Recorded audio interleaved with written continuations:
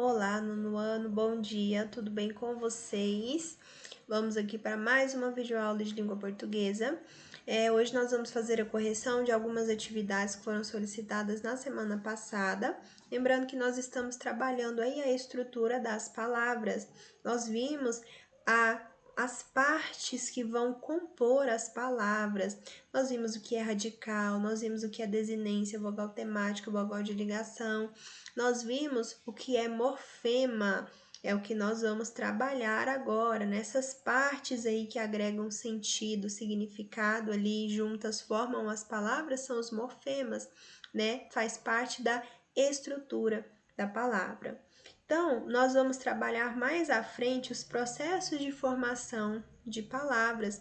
Então, é importante vocês saberem aí o que é o radical, o que são as desinências, os afixos, vogal de ligação, saber qual é a função de cada uma dessas partes, cada um desses morfemas, porque é importante no momento de trabalhar esses processos de formação de palavras, para vocês entenderem como esses processos acontecem, tá bom?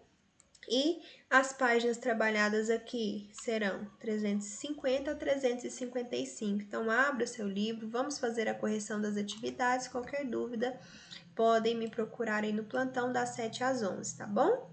Prática linguística, primeira questão. Escreva 2 palavras cognatas para cada um dos itens a seguir. Quando nós trabalhamos a estrutura das palavras, lá no primeiro tópico de explicação da estrutura das palavras, quando se trabalha o radical e os afixos, nós vimos que palavras cognatas são aquelas que apresentam o mesmo radical. Então, você vai pegar uma palavra que possui um radical, que é essas que estão sendo apresentadas aí, chuva, nascer, cultura e público, e aí você vai trazer palavras cognatas, palavras que possuem o mesmo radical, certo? Que tem, ou seja, que tem ali o sentido básico, né, preservado. Vamos lá, chuva. Nós temos algumas sugestões, em todas aqui são sugestões, tá? Você pode colocar outras, desde que o radical seja o mesmo de chuva, radical seja o mesmo de nascer, cultura e público. Chuva, sugestões: chuvisco, chuvarada. São 2 palavras cognatas a chuva, porque temos o mesmo radical, o sentido básico é o mesmo. B, nascer. Sugestões aqui: nascimento, nascido. São palavras que possuem o mesmo radical, ou seja, o sentido básico é o mesmo. C, cultura. Eu tenho algumas sugestões aqui: cultural, aculturação. São palavras cognatas à cultura. D, público. Sugestões: publicidade, publicar.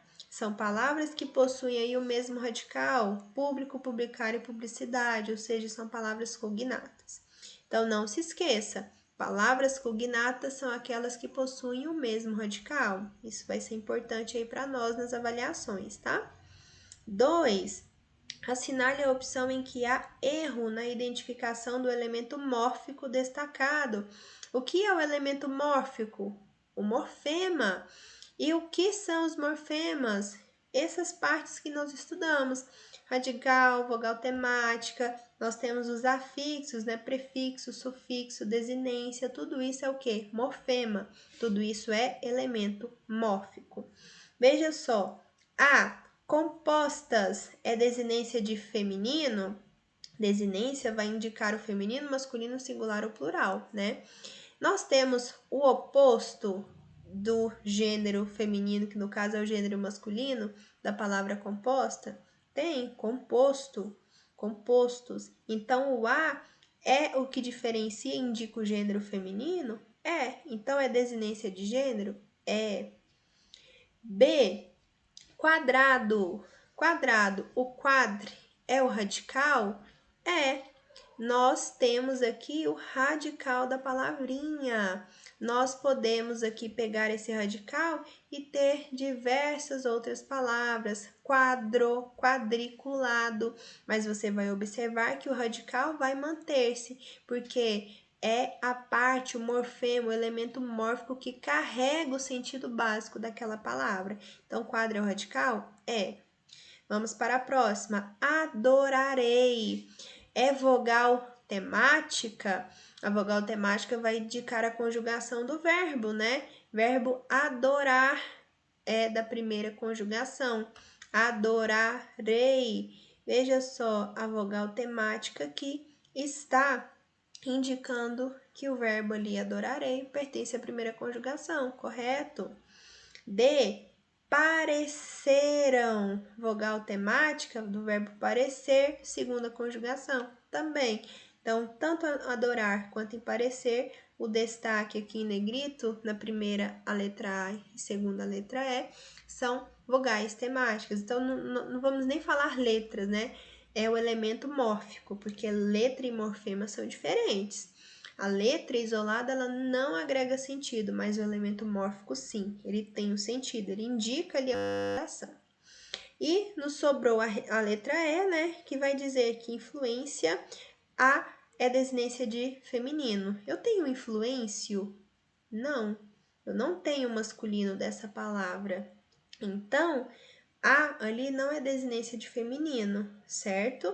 Nós não temos a desinência de feminino em uma palavra que não tem o masculino. Então, é vogal temática e não desinência, tá bom? É a nossa resposta. 3. Indique a palavra que apresenta desinência de gênero, ou seja, tem o masculino e o feminino, né? Segredo. Eu tenho segreda? Não tenho. Se eu não tenho, o aqui não é desinência de gênero. Curiosidade. Eu tenho. O curiosidade, a curiosidade, curiosidade. Não tenho aqui desinência de gênero. Força. Também não há oposição entre feminino e masculino. É a força. Verbo. Eu tenho verba? Tem, mas é outra coisa, não é o contrário de verbo, certo? Então, verbo não tem desinência de gênero. A origem da palavra verbo já tem outra origem, outro sentido. Lembra que o radical carrega o sentido básico? Se muda a desinência de gênero, o sentido básico é o mesmo, só muda a desinência de gênero. E não é o caso de verbo e verba. Letra E é o que nos sobra, alheia, porque nós temos alheio. Veja só, o radical é o mesmo, mas eu tenho uma palavra que é utilizada no feminino, alheia, e no masculino, alheio. Letra E é a minha resposta. 4. Assinale a alternativa em que a palavra apresenta consoante de ligação. Nós vimos que algumas palavras têm uma letrinha, uma vogal ou uma consoante que vão auxiliar ali na pronúncia. Não agrega sentido como os morfemas, mas é necessário para a boa pronúncia da palavra, que são as consoantes e as vogais de ligação. Vamos ver. Aplaudias tem consoante de ligação? Não. Acordou? Também não. Faltarás? Também não. Venda? Não. Pezinho. Veja só. Vamos analisar essa palavra pezinho. Eu tenho pé e eu tenho inho, que me indica que não é diminutivo. Se eu juntar pé mais inho, fica péinho. Mas para ajudar na pronúncia, foi colocada aqui o que? Uma consoante de ligação. Não agrega sentido, não indica que, por exemplo, sentido básico, como radical, né? Não traz sentido negativo ou positivo, não apresenta desinência de gênero, é somente uma vogal, uma consoante, né? No caso de ligação, para ligar ali os outros morfemas, né? O sufixo e o radical, para a pronúncia, para a boa pronúncia da palavra. Então, a letra E apresenta a consoante de ligação Z. 5. Identifique o tipo de elemento estruturador destacado nas palavras abaixo. Você vai me dizer o que é o I aqui, o T aqui, o frute aqui, o oso, o pre, o a, ouvi, o o e o os. Veja só, primeiramente, pontiagudo. Esse I é uma vogal de ligação, que tem essa mesma função da consoante de ligação, né, anterior. Não é um morfema, mas vem ali auxiliar na pronúncia da palavra. Cafeteira. O T ali é o que? Consoante de ligação, tem essa mesma função. Frutífero. O frute é o que? É o radical, é o morfema que carrega o sentido básico da palavra. Amoroso. Oso é o que? Sufixo. É um afixo que é colocado depois do radical, sufixo. Prever. O pré aqui é o que? É radical? Não, é um prefixo. Prever, ver novamente, né? Pre aqui é prefixo. F, namoramos. Namoramos é o que? Uma vogal temática que vai indicar a conjugação do verbo, né? Verbo namorar, primeira conjugação. Ouviam. Veja só, eu tenho o ouve e o i. Eu tenho o radical mais a vogal temática, que juntas formam o que? O tema. Importante isso daqui, tá bom? É importante você saber o que é tema. É a junção do radical e a vogal temática. H, nervoso. O aqui indica o gênero masculino. Eu tenho nervosa? Tenho. Eu mudaria ali a desinência, né? Aqui a desinência de gênero masculino. E nervosos, agora o que está destacado é o S. É desinência também? É, mas é de número. Indica o plural, né? Desinência de número. Primeiro nós tivemos a desinência de gênero e depois a desinência de número. 6. Assinale o par de vocábulos cujos sufixos possuem valor semântico idênticos aos dos sufixos paraibano e jardineiro. Veja só, paraibano, sufixo indica o que? Alguém que nasceu na Paraíba. E o jardineiro indica profissão, certo? Respectivamente, ou seja, então tenho que ver uma palavra em que o sufixo vai me indicar, né, a localidade do nascimento de alguém ou outra profissão, respectivamente assim. Gripe e mansidão. Não. Laranjeira, honradez. Também não. Laranjeira indica o local onde alguém nasceu? Não, nem gripe, né? Então, A e B a gente já tira. C, cearense. Olha só, o ence aqui, ó, cearense. É a origem, indica o lugar onde alguém nasceu? Sim. E dentista. Indica a profissão de alguém? Profissão jardineiro, profissão dentista. Sim. Não sei a nossa resposta. Budismo e venenoso? Não. Francês, leitura? Também não. Letra C é a única resposta correta. 7. Assinale o vocábulo cujo sufixo, ou seja, aquele afixo que é acrescentado após o radical, traz a mesma ideia que o sufixo de bebedouro. Veja só, bebedouro indica o quê? O lugar onde se bebe, no caso água, né?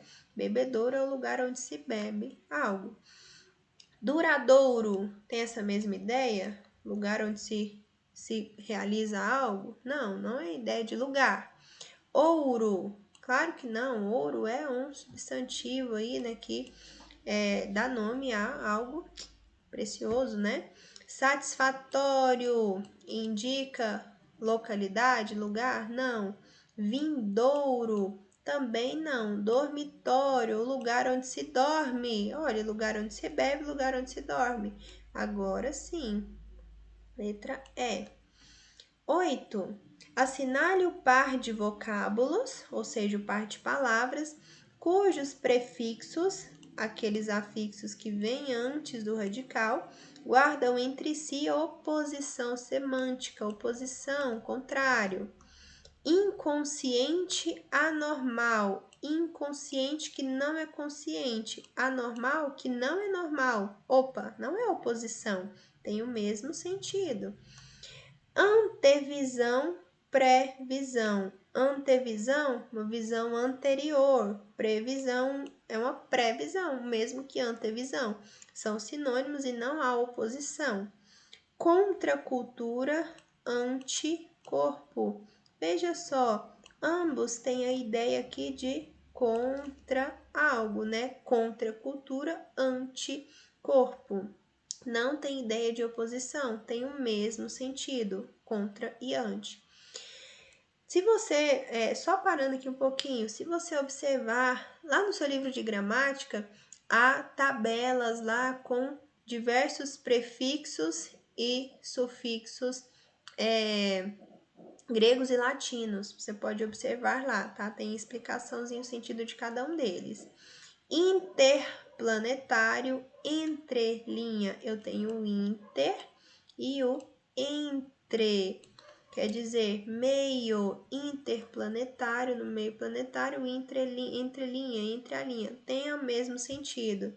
Agora, importado, exportado. Importado, de fora para dentro, e exportado, de dentro para fora.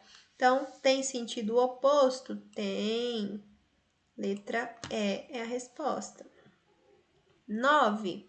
Assinale o par de vocábulos, ou seja, o par de palavras cujos prefixos possuem valor locativo, indicando respectivamente as ideias de em cima e embaixo. Locativo, lugar, né? Primeiro em cima, depois embaixo. Sobreviver, sobrevida. Veja só, esses prefixos aqui são locativos, indicam local? Não. Sobrevir, subnutrido. Sobrevir, subnutrido. Tem o valor locativo de lugar? Não. Superposição, anormal. Esses prefixos têm valor locativo de local, lugar? Também não. Hipersensibilidade, subchefe. Tem valor locativo de lugar? Não. Sobreloja, subsolo. Agora, sobreloja, o lugar acima da loja, e subsolo, abaixo do solo. Valor locativo? Com certeza. E são respectivamente aqui em cima, sobre loja, e embaixo, subsolo? Sim. Letra E é a resposta. 10. Indique a palavra cujo prefixo se distingue semanticamente do de imprevisto. O prefixo, veja só, tem que ser diferente do sentido do de imprevisto. Imprevisto é algo que não é previsto. Então, aqui, ideia negativa, né? É não previsto. Veja só. A palavra que distingue-se, ou seja, que esse prefixo não indica a negativa.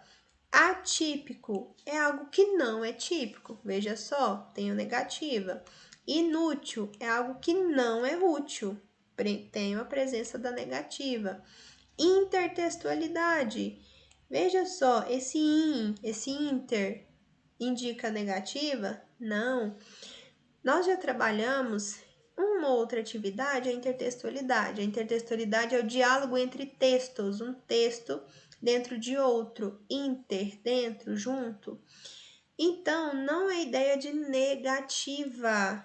Se é diferente, se distingue semanticamente deste prefixo, então a resposta é a letra C. Imperfeito é algo que não é perfeito. Incompetência é algo que não é competente. Então, veja só, da letra A, B, C, D e E, tem esse mesmo sentido que o prefixo em imprevisto. Agora, reflexões sobre a noção de grau. Nos nomes, o grau se expressa de duas maneiras, aumentativo e diminutivo. Nós temos o grau aumentativo, nós temos o grau diminutivo. Isso já é sabido por vocês. No entanto, na maior parte das vezes, o grau não diz respeito à noção de quê? Tamanho. Frequentemente empregamos as palavras no aumentativo ou no diminutivo de acordo com as nossas intenções comunicativas. Então, a utilização do grau, seja ele aumentativo ou diminutivo, tem muito a ver com a intenção comunicativa e com o contexto utilizado, o contexto que vai cercar ali a comunicação. Para que essas intenções sejam compreendidas pelo nosso interlocutor, é preciso que ele observe bem as informações contextuais, o contexto, a situação comunicativa, que ative seu conhecimento de mundo, etc. Por exemplo, quando alguém vê um automóvel muito caro e bonito desfilando nas ruas, diz que viu um carrão. Ora, empregado no aumentativo, a palavra carrão nada tem a ver com o tamanho propriamente dito do carro, mas com seu alto valor de mercado, por sua beleza, etc. O mesmo acontece quando chamamos Carlos de Carlinhos, Paula de Paulinha, Pedro de Pedrinho. Nesses casos, a desinência de grau normalmente expressa a intimidade com que tratamos essas pessoas. Então, veja só, a noção de grau, a utilização do grau, ele, em diversas situações, não tem a ver com tamanho, mas sim com a intenção, o contexto, às vezes para expressar ali uma intimidade, às vezes para expressar uma admiração, né? Um alto valor de um carro, certo? Então, é preciso utilizar, identificar ali e analisar o contexto. Interessante notar também que ao adicionarmos uma desinência a um radical, não estamos produzindo uma palavra nova. Assim, pedrinha não é uma palavra derivada, mas uma variação da palavra pedra. Veja só, pedrinha não é uma palavra nova, é uma variação de pedra, tá bom? Então é importante ter essa noção. E agora vamos para as atividades. Leia as capas de jornal abaixo. Nós temos aí o jornal aqui, né? E temos lá, Leão vira gatinho nos aflitos. Espancou o filhinho e foi em cana. Para entendermos bem os textos que circulam à nossa volta, precisamos utilizar nosso conhecimento de quê? De mundo. Aquilo que nós já conhecemos, nossas experiências. Informações prévias são bastante úteis na interpretação. Por exemplo, para entendermos a manchete principal da capa 1, precisamos ter algumas informações. O Sport, um dos clubes do futebol do Recife, é conhecido como Leão, e um dos seus rivais é o Náutico, cujo estádio fica no bairro dos Aflitos, no Recife. Pensando nisso, responda as questões a seguir. Então, para você entender aquele título ali, você precisa ter essas informações, você precisa saber que Leão é um time de futebol e Aflitos é um bairro lá de Recife. Que fato é abordado na manchete principal da capa 1? Leão vira gatinho nos aflitos. Se você não tem essas informações anteriores, essas informações prévias, esse conhecimento de mundo, você vai ter uma conclusão totalmente diferente. Mas aí no enunciado há a explicação. Então você vai ver que o leão, ou seja, o esporte, vai jogar lá nos aflitos, ou seja, no bairro dos aflitos, em um estádio que está localizado neste bairro. Então, o fato é a derrota do Sport para o Náutico no estádio dos aflitos. Ou seja, ele não vai jogar não, ele jogou, né? E virou o quê? Gatinho. Ele perdeu. O leão virou gatinho, perdeu. B, na capa 2, espancou o filhinho e foi em cana. Qual é o sentido da expressão foi em cana? Foi preso, né? Foi presa, no caso. Espancou o filhinho e foi em cana. Foi para cadeia. A expressão quer dizer que quem agrediu a criança foi preso. C. Nas duas capas, podemos identificar na manchete principal a ocorrência do diminutivo. Veja só, gatinho e filhinho. Explique com suas palavras qual é a importância dessa flexão de grau nos dois casos, e você vai observar isoladamente, separadamente, o gatinho e o filhinho. Na capa 1, o diminutivo sugere um tom de gozação com os torcedores do esporte devido à derrota para o Náutico. Veja só, o leão virou gatinho. Nesse caso, podemos dizer que durante o jogo a equipe do esporte foi arrasada pelo adversário. Já na capa 2, o diminutivo é responsável por despertar no leitor a indignação diante do fato abordado. Veja só, o filhinho, né, pra gente ficar o quê? Com mais pena, ficar o quê? Com uma indignação maior com o que aconteceu, né? O filhinho agrediu o filhinho, ou seja, uma criança pequeno, inocente, indefeso, certo? Então, despertar a indignação no leitor diante do fato abordado. Nesse caso, a flexão de grau amplia o sentido de indefensabilidade da criança. 2. Produza 3 frases utilizando palavras no aumentativo ou no diminutivo em que as desinências de grau não expressem noção de tamanho, que expressem, por exemplo, intimidade, né? Ai, Marcinha foi embora, estou com saudades. Veja só, Marcinha aí expressa intimidade, amizade, certo? Ou a admiração, né? Nosso timaço, timão, né? São utilizações aí dos graus, tanto aumentativo quanto diminutivo, mas não dando a ideia de tamanho, tá bom? Tem mais linhas lá nos livros de vocês, mas aqui eu cortei para caber melhor, tá? Mas você vai responder resposta pessoal. Você vai escrever aí as 3 frases, pode fazer mais, tá? 3, 4, tudo bem. 3. A palavra caminhãozinho, no grau diminutivo, recorda-nos que são válidas todas as considerações abaixo sobre esse assunto, diminutivo, menos uma. Aponte a exceção, aquela que não dá para colocar aí o diminutivo, né? O plural de caminhãozinho é caminhõezinhos, como de anelzinho é anéisinhos. Está correto aqui? Está correto. Nós temos aqui os plurais das palavras: caminhãozinho, caminhõezinhos, anelzinho, anelzinhos. B. Além de expressar o tamanho diminuído do ser, pode a forma diminutiva expressar emoções ou sentimentos de diversas naturezas? Carinho, mãezinha, ironia, santinho, depreciação, padreco, etc. Com certeza. Então, é justamente isso que nós estamos vendo aqui. O grau aumentativo ou diminutivo, ele não vai expressar somente tamanho. No caso diminutivo, não é somente tamanho diminuído, mas ele pode expressar carinho, ironia, depreciação, etc. C. Em certos adjetivos, sufixos característicos do diminutivo podem expressar verdadeiros superlativos. Ele faz tudo muito certinho. Ele faz tudo muito certinho. O superlativo é aquele que eleva ali aquela característica ao extremo, né? Então, ele faz tudo muito certinho. Correto, certo? Mais uma utilização aí do que? Do grau diminutivo no caso. D.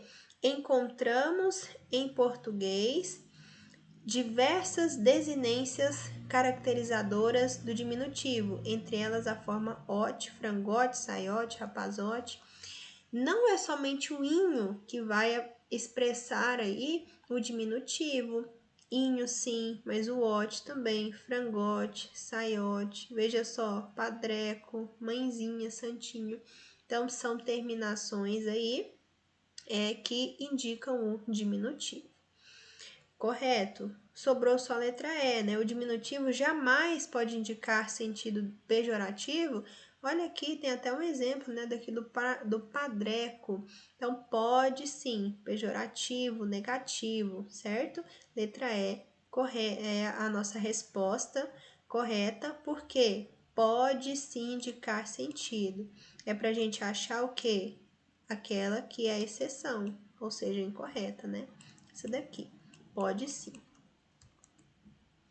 4. Aponte a sequência de substantivos que, sendo originalmente diminutivos ou aumentativos, perderam esse sentido e se constituem em formas normais independente do termo derivante. Veja só, aqui elas não vão indicar aí noção de grau, certo? Elas se constituem em formas normais, não indica diminutivo nem aumentativo. Cristalizou-se dessa forma. Pratinho, papelinho, barraca. Nós temos aqui pratinho, papelinho e a barraca. São apresentações aí do diminutivo ou aumentativo. E barraca é uma forma normal, né? Pratinho, papelinho são diminutivos. Barraca é a forma normal. Mas pratinho e papelinho não é a forma normal. Eu tenho aqui o diminutivo. Tampinha, diminutivo. Estantezinha, diminutivo. Elefantão, aumentativo. Não são as formas normais. Há a presença do grau. C, cartão, golfinho, cavalete. Agora, são os nomes sem essa variação de grau. Por quê? É cartão, né? Cristalizou-se assim, golfinho também, cavalete também. C é a nossa resposta, tá bom? São as formas normais, tá? Essas formas ali não estão apresentando grau diminutivo ou aumentativo. Agora, temos as outras, né? Bocarra, vidrinho, portão. Nós temos aqui aumentativo, aumentativo, diminutivo. Palhacinho, diminutivo. Narigão, aumentativo. Boquinha, diminutivo. 5. O personagem Cascão, de Maurício de Souza, tem esse apelido por não gostar de banho. Nesse contexto, a palavra cascão significa aquele que tem pele grossa por sujeira e expressa a ideia de aumentativo. Assinale a alternativa em que há uma palavra no grau aumentativo. O limão é uma fruta ácida, mas que faz bem à saúde. Limão é grau aumentativo? Não, é a forma normal da palavra, é um substantivo. Macarrão contém muito carboidrato e por isso engorda. Também não expressa grau. Macarrão não é grau, é o nome, é o substantivo. C. O Timão venceu o campeonato de futebol muito à frente dos adversários. Agora, a forma normal é time e o aumentativo timão, certo? Então, timão aqui é o aumentativo. D. O acidente ocorreu porque o carro veio na contramão. Contramão não é aumentativo, é a forma normal. O catalão é a língua falada em uma região da Espanha. Catalão, região também são palavras normais, não expressam aí aumentativo, é somente timão. Então, ficamos por aqui com a nossa videoaula, terminamos a correção das atividades aí do livro de língua portuguesa. Qualquer dúvida, estou no plantão até às 11 horas. Tenha um bom dia, bons estudos e até a próxima aula.